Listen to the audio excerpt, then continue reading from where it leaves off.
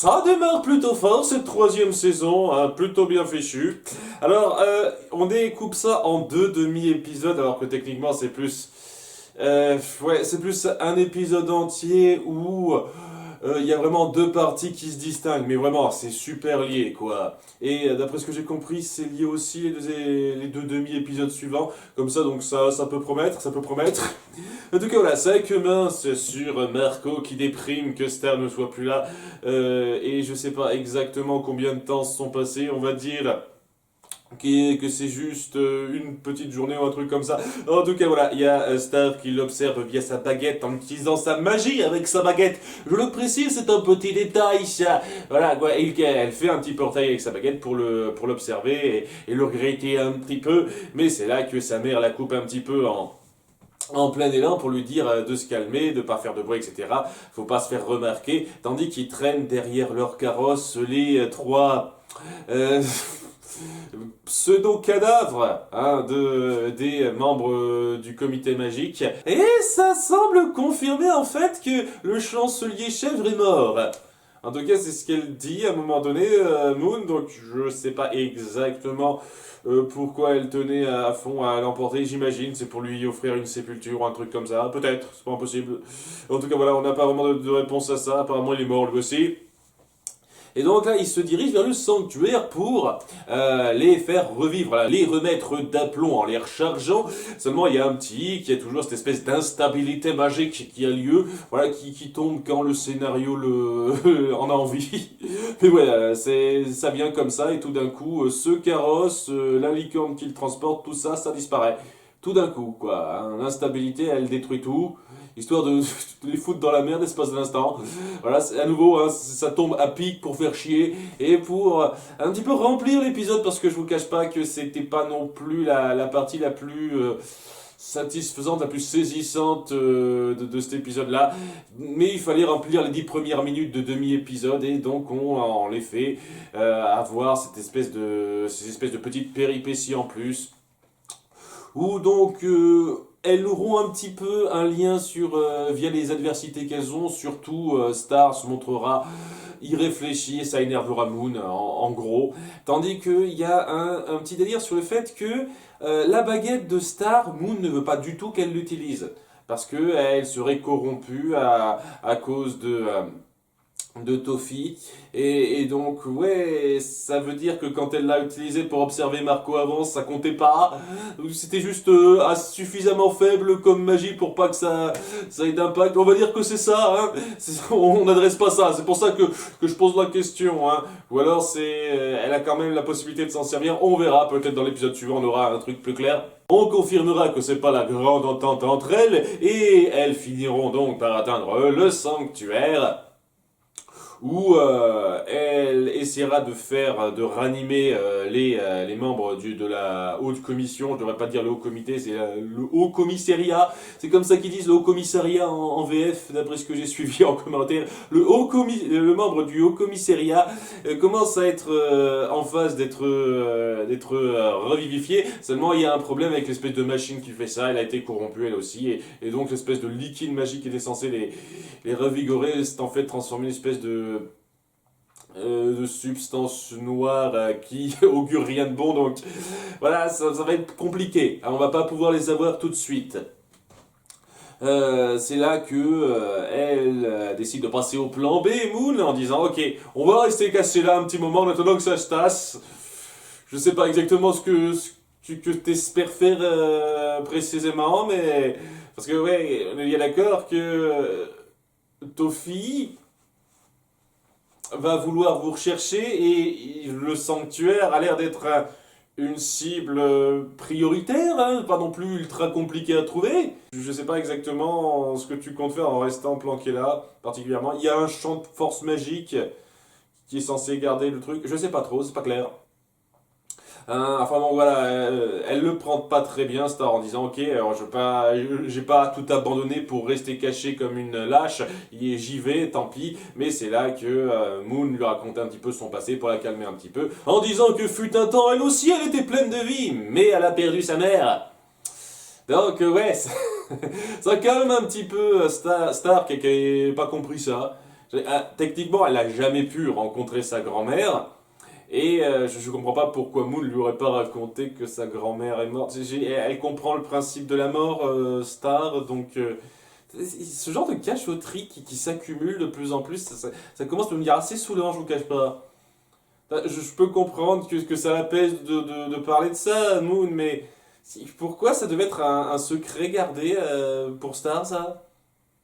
Genre, à son âge, c'est bon, elle connaît le principe de mort, elle combat contre les forces du mal, je veux dire, tu devrais savoir ça, que c'est censé l'aider en quoi de lui faire croire que sa grand-mère est en vie dans une espèce de pension où elle l'a jamais vue, en fait, je comprends pas. C'est histoire de créer du drame et de faire une espèce de petits moments révélation pour surprendre en fait, c'est ça le truc. Et on aurait pu faire ça un petit peu mieux. On aurait pu faire croire à Star que sa grand-mère était morte, mais pas forcément de la façon qu'elle croyait. Et à ce moment-là, ça aurait tout aussi bien marché. Le fait qu'elle croyait qu'elle était morte jusqu'à maintenant, je trouve que ça apporte rien, quoi. À part que ça appuie une fois de plus que tout le monde fait des cachotteries stupides dont j'ai du mal à comprendre l'intérêt. Après que Moon s'est confiée à Star et qu'elle montre ses craintes, etc., qu'elle a un passif avec Ludo, Star se calme un petit peu et accepte de ne pas utiliser sa baguette tout de suite comme ça. C'est assez joli.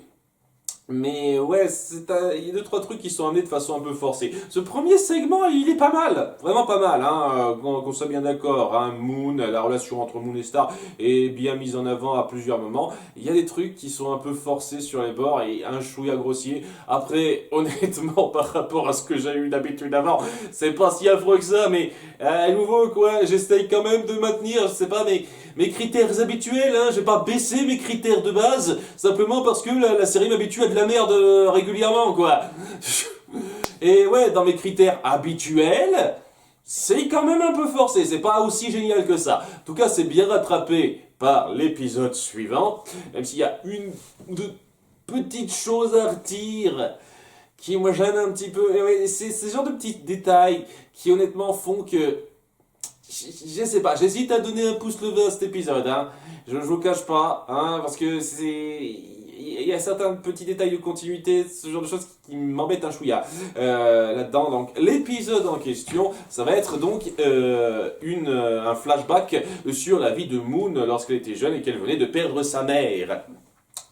Alors que donc il y a un espèce de conseil qui se fait avec donc les membres tels qu'on les connaît, certains qui n'ont pas du tout vieilli d'un poil et certains qui étaient jeunes à l'époque. On voit Mina, hein, ça fait des lustres qu'on l'a pas vue, elle est apparue dans un seul épisode de toute la saison 2. Là on va apparemment la montrer plus en détail dans cette saison, semble-t-il, par rapport ne serait-ce qu'à l'intro où on la voit un tout petit peu plus. Et je reviendrai un petit peu sur la chanson d'intro qui a changé pour parler un petit peu de ce que ça laisse présager, entrevoir. En tout cas, il y a un conseil du Haut Commissariat pour savoir comment gérer ces trucs-là. Et comment gérer ce peuple de lézards qui ont la capacité de se régénérer. En tout cas, c'est un peuple de monstres particuliers. C'est pas super clair. Enfin, ce sont des monstres super particuliers qui ont la capacité de se régénérer quoi qu'il leur arrive. Donc voilà, et on peut leur découper un bras ou même la quasi-majorité de leur corps. Paf, pour pouce, c'est celle, en gros. Hein, voilà, exactement. Et donc c'est compliqué à gérer, hein, et c'est à cause de ça que la mère de Moon est morte. Hein, elle a essayé de lutter contre eux et elle est morte à cause de ça. Donc ouais, Moon est mise dans une très très mauvaise situation, une très sale situation où elle est encore jeune, elle sait pas quoi faire, quoi, elle a toutes ses responsabilités qui pèsent sur elle. Il y a tous ces conseillers qui ont des approches différentes, comme quoi il faut peut-être envisager un traité de paix avec eux ou plutôt faire la guerre jusqu'au bout ou en entre-deux. Elle est prise dans cette décision-là et il n'y a pas grand monde pour l'épauler à part River, donc son futur mari. Je vais retenir son nom maintenant. Je crois que c'est la première fois qu'on met un petit peu en avance son prénom à plusieurs reprises. Donc maintenant je vais retenir son prénom à ce type. Donc voilà, River qui était jeune à l'époque et qui correspond pas du tout au River qu'on le connaît. Genre il essaye d'être Je suis désolé hein, si je suis insultant pour le personnage, mais il essaye d'être attentionné, il est sage, calme, ça correspond pas du tout à ce qu'on a vu de lui lorsqu'il était en réunion de famille par exemple. Mais je sais pas, peut-être que quand il est en réunion de famille, il est plus sauvage, il est plus... je me lâche, sans doute, mais même quand il est pas en réunion de famille, c'est un espèce d'idiot qui fonce un peu dans le tas, hein. Là, il est calme, sage, cool. Et il essaye d'être compréhensif envers la reine Moon parce que clairement il a le béguin pour elle, donc il essaye d'être gentil pour elle. Peut-être que c'est ça. Mais bon, c'est moyennement raccord avec ce qu'on a vu du personnage dans les 2 premières saisons. Alors, excusez, hein, ça des petits problèmes que j'ai, hein. C'est que, ouais, il y a quelques petits soucis de continuité qui sont un peu gênants, quoi. Tant plus qu'il y a aussi, à côté de ça, un autre prétendant qui essaye de se mettre dans les bonnes grâces de Moon, qui est largement plus âgé qu'elle au passage, donc c'est un petit peu glauque. Mais bon, on sent que lui, il essaye de l'avoir pour le pouvoir, hein, ça se sent clairement. Est-ce qu'on va avoir une suite à ça? Parce que bon, ça sent quand même des flashbacks qui vont donner suite à celui-ci. En tout cas, voilà, quoi, River et se montre sympa avec elle, ça l'encourage un petit peu. Elle est un petit peu paumée dans ce qu'elle doit faire ou pas. Elle essaye de parler rapidement à Glossary, qui sert à rien une fois de plus. Hein. Même quand, même quand on essaye de le montrer, je sais pas, rattachable, un petit peu attachant, parce que voilà, il pleure la mort de son ancienne maîtresse, donc il est attaché au porteur du bouquin maintenant. Ça l'emmerdait pas pour Star, mais ça l'emmerde. Oh merde. À nouveau, inconsistant ce type. J'espère qu'un de ces quatre, on sera un petit peu clair sur ses motivations, ce qu'il porte. Hein. Parce que vraiment, je vous jure, j'ai un peu de mal. Hein. J'ai un peu de mal à saisir où est-ce qu'il veut en venir, en fait, ce gars. Enfin bon, même en étant, je sais pas. En étant compréhensif et triste de la mort de son ancienne maîtresse, il s'en fout royalement d'aider Moon, hein, il sait pas quoi dire, hein, s'il sert à rien. Et, et donc, au bout du compte, elle est tellement paumée qu'elle finit par se tourner vers le fameux sort interdit qui, honnêtement, ça fait le café, ça fait tout ce truc en fait. C'est tellement bizarre ce machin. Ouais, quoi, le sort interdit, donc, la page Chélier qu'on a vue à quelques reprises, qui est en fait un sort créé par Eclipsa, donc l'ancienne maîtresse de la baguette, qui n'est pas morte. En fait, étant donné que ça a été vu comme une reine maléfique, elle a été enfermée, faite prisonnière par le pouvoir de cristal de Rhombulus. Je dis Romulus jusqu'à présent, je suis désolé, c'est Rhombulus, c'est un petit peu plus, c'est un petit peu plus ça. La reine Moon se dit, ok, il faut que je la voie pour arranger ça, pour essayer d'arriver à mettre à mettre la main sur ce sort, à arriver à bien le maîtriser. Et donc, il demande à Rhombulus de la sortir un petit peu de sa prison de cristal pour lui parler. Et bon, il y a quelques petits moments gaguesques sans grand intérêt, mais ça passe pas trop mal.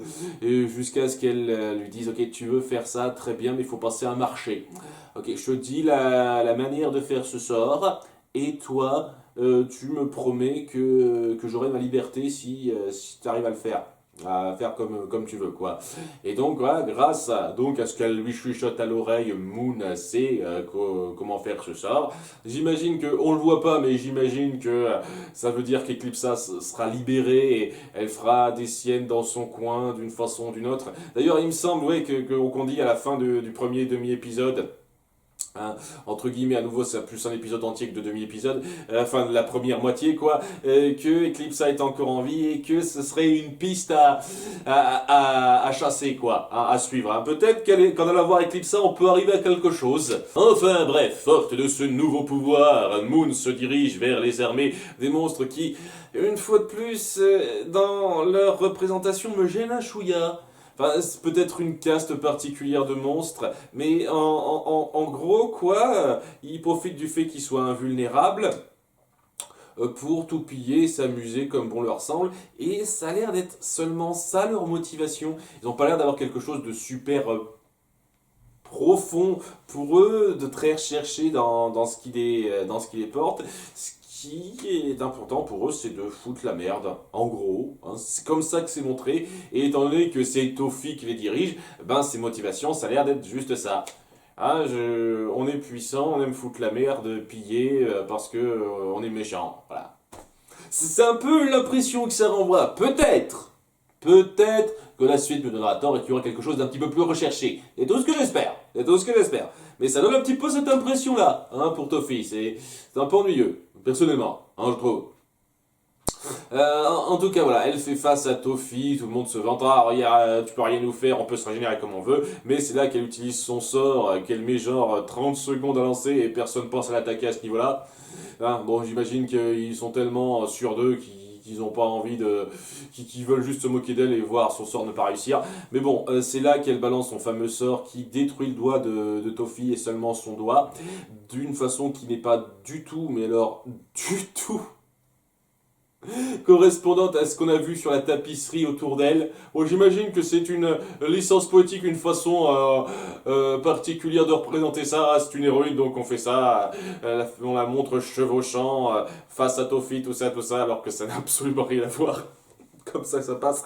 Et voilà, il se fait défaire son doigt via ce sort magique. Et étant donné que c'est un sort qui détruit ce qui est immortel, ben voilà, ça l'empêche de pouvoir le faire repousser, et ça suffit à effrayer tout le monde. Genre, elle a détruit un doigt de l'un d'entre vous, vous êtes je sais pas combien, elle a mis je sais pas combien de temps à balancer son sort, vous pourriez facilement vous jeter sur elle et la détruire comme une merde, hein. Vraiment, facilement, hein, je suis désolé, hein. D'ailleurs, ce peuple, il va devenir quoi en fait? Parce que techniquement, ils sont encore immortels, etc., hein. Hein, ils ont encore la capacité de se régénérer sans problème. On va avoir une suite à ça. Peut-être que dans la suite du flashback, on aura une suite à ça. Mais ouais, je trouve ça un peu décevant la façon dont s'est révélé ce coup du ah, elle a détruit mon doigt, alors que bon, il n'y a pas eu vraiment de conflits entre eux qui sont mis en place. Ce portrait laisse entrevoir des trucs beaucoup plus épiques, beaucoup plus amenés entre ces deux-là, plutôt que on se rend compte pour la première fois, haha, regarde, je suis puissant, je l'impose, paf, je balance ton sort, je fais peur à tout le monde, merci, au revoir, quoi. C'est un peu rapide, honnêtement. C'est quelque chose qui aurait mérité d'être mis en place sur une durée plus longue que ça. Cette espèce de conflit entre Tofi et Moon. Mais ça a l'air d'être ça. Et est-ce qu'on va avoir une suite? C'est tout ce que j'espère. Et j'espère que ça va pas juste être ça. Genre après, ben, Tofi, il s'est retiré. Et le moment où il est revenu, c'est pour travailler pour Ludo, pour le défaire de l'intérieur. Si c'est juste ça, c'est pauvre. Hein, c'est un petit peu pauvre. Vous m'excuserez. En tout cas, ouais, elle parvient à mettre tout le peuple des méchants monstres en déroute. Et j'espère vraiment que c'est juste une caste et qui représentait pas tous les monstres, parce qu'à ce moment-là, ça rendrait l'épisode, le demi-épisode que j'aime le plus encore jusqu'à présent sur le jour de la Mew dépendance, un peu ennuyeux, parce que ça montrerait qu'au bout du compte, on a raison de s'en prendre aux monstres si la plupart d'entre eux sont des sales pilleurs qui n'hésitent pas à tout ravager et à tuer, quoi. À ce moment-là, ouais, je vois pas pourquoi on se sentirait particulièrement peiné pour eux, quoi. Cela étant, cet épisode était bien. Il y a des choses qui auraient pu être perfectibles, c'est sûr. Mais ça mettait plutôt bien en avant la relation entre Moon et sa mère. Et le flashback sur Moon est intéressant sur pas mal de points. Je trouve que le côté jeune fille qui doit tout reprendre après la mort de sa mère, donc surmonter une tragédie, apprendre à s'affermir alors qu'avant elle était beaucoup plus joviale. J'aurais pas été contre qu'on montre davantage dans ce flashback, un tout petit peu au moins, la Moon d'avant. Ce passage où elle est forcée d'être reine, de montrer un petit peu ça. Mais voilà quoi, on a cette fin de transition quoi, là où elle commence à pleurer sa mère et là où elle se raffermit pour être la reine dont le pays a besoin à ses yeux. C'est très joli à ce niveau-là, quoi. Le personnage est très bien rendu et c'est clair qu'elle brille beaucoup, Moon. Hein, c'est elle qui porte beaucoup l'épisode et elle arrive à le rendre vraiment bien, mais pas excellent quoi. Il y a des petites choses à redire qui me gênent un petit peu, surtout après examen un tout petit peu plus approfondi qui font que je sais pas, j'ai quelques petits soucis quand même. Hein. Le remplissage de la première moitié et les quelques discontinuités un peu ennuyeuses dans la seconde moitié m'empêchent de vraiment mettre un pouce levé. C'est vraiment pas loin, mais je vais pas le mettre. Ah, je suis désolé pour ceux qui voudraient tellement un pouce levé, mais voilà, disons que c'était à deux doigts. Vous auriez changé quelques petits détails dans la mise en scène, dans deux, trois choses, et ça aurait eu un pouce levé. C'est pas tout à fait le cas. Voilà. En tout cas, c'était bien quand même. Hein. Je suis content, c'est un bon départ pour la série. Sinon, avant de terminer, j'ai un petit mot à dire sur la nouvelle intro. Hein. Étant donné qu'on a apparemment vraiment changé le statu quo, ça donne l'impression que ça va plus vraiment se passer sur Terre de façon centrale, donc oui, on va vraiment suivre ce qui se passe à Muni et le conflit contre Tofi et d'autres choses, j'imagine, ailleurs que sur Terre. Donc ça déjà, c'est plutôt prometteur. Et contrairement aux deux premières intros, ce coup-ci, à la fin, on se centre pas sur toute une ribambelle de personnages autour de Star et Marco hein, qui vont représenter des rôles plus ou moins importants dans la série. Ce coup-ci, on se centre seulement sur 4 personnages en plus d'eux. Et ça laisse entrevoir que déjà ce sera un chouïa plus intimiste en termes de personnages. On ne mettra pas donc 2 tonnes de personnages en avant à diverses occasions. Ça laisse un peu entrevoir ça. Et c'est assez intéressant par rapport aux personnages qui sont choisis pour certains. Parce que là, donc on a Marco et Star, évidemment. Hein. On va avoir Tom qui va avoir un rôle. Hein, semble-t-il, peut-être plus poussé, plus proéminent que ça par la suite, et ça me fait plaisir, je vous cache pas. On a Ponyette, malheureusement, parce que voilà, j'ai jamais trouvé le personnage particulièrement génial, mais bon, c'est un peu évident, hein, ça me paraît un petit peu évident qu'elle ait un rôle proéminent, elle. On a Jana, qui donc... Ça donne un petit peu l'impression qu'en plus de Marco, Jana va également participer à toutes ces péripéties, toutes ces aventures outre-dimension. Hein, donc ça me surprend pas énormément ça, qu'on la mette un petit peu en avant, vu la relation un peu particulière qu'elle a nouée avec Star dans la saison 2, ça me paraît assez évident. Par contre, il y a un truc qui me surprend pas mal, c'est qu'on met aussi en avant Kelly. Voilà, Kelly est sur l'affiche de fin. En se voyant donner la même importance que les autres persos. Et ouais, c'est pas un truc que j'avais vu venir particulièrement, vous voyez. Je veux dire, elle a eu quelques moments où elle était un peu mise en avant, mais rien de transcendant, quoi. Elle a jamais été vraiment en tête d'affiche ou quoi que ce soit, d'une quelque façon, dans un quelconque épisode. Elle était présente genre 3-4 épisodes en tout pour avoir un rôle majoritairement secondaire, donc c'est intéressant. Est-ce qu'elle va donc avoir plus d'importance par la suite? Est-ce qu'elle va plus briller, être plus mise en avant? Ça pourrait être pas mal, je déteste pas le personnage, il peut promettre. Après, pour le peu qu'on en a vu, c'est pas non plus... c'est mirobolant, mais bon, on n'a pas vu beaucoup. Quoi. Donc j'attends de voir, si ça se trouve, elle sera cool. C'est tout ce que j'espère.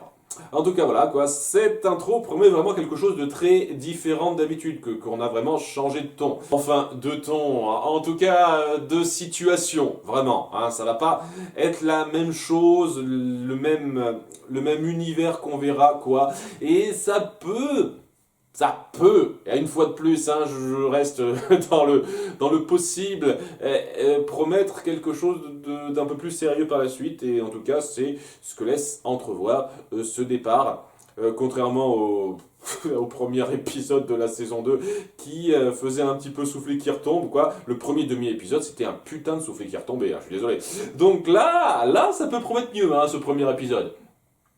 Et c'est ce que j'espère. J'espère que ça fera ça. Après, j'espère beaucoup de trucs et je suis pas souvent exaucé, hein, donc on verra par la suite. En tout cas, c'est une bonne première impression pour cette 3e saison. Pourvu que ça dure, à bientôt pour l'épisode 2. Bye.